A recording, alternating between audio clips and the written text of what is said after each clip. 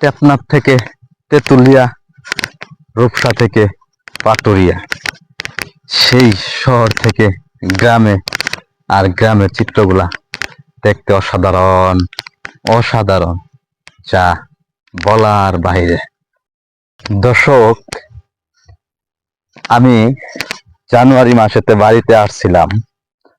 আসার পরে আপনাদেরকে ভিডিও দেখানোর চেষ্টা করেছিলাম যে আমরা যারা কৃষক রয়েছি গ্রাম অঞ্চলে, সেই ধানগুলা তখন মানে রোপণ করছিলাম আমরা এই মাঠে।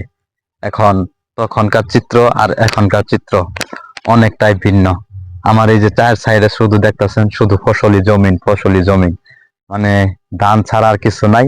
আর মাঝখানে মাঝখানে আপনার রয়েছে যেমন কিছু কিছু মানুষ আপনার গ্যান্ডারি লাগাইছে, দেশ গ্রামের বাসায় যেটা বলে যে কুষার, এবং মাঝে মাঝে ভুট্টা আছে।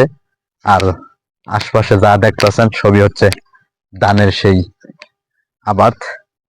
এই তো মোটামুটি ধানের সেই বীজগুলা এখন বের হচ্ছে কিছু কিছু ক্ষেতে যারা আগে ভাগে লাগিয়েছে। আর এখন একটু বৃষ্টির সিজন, যেহেতু কৃষকরা ক্ষেতে পানি কম দেয়, এখন পানি বৃষ্টি দেওয়া লাগে না। আমাদের ক্ষেত হচ্ছে এখান থেকে ওই পর্যন্ত, এবং মোটামুটি ধানের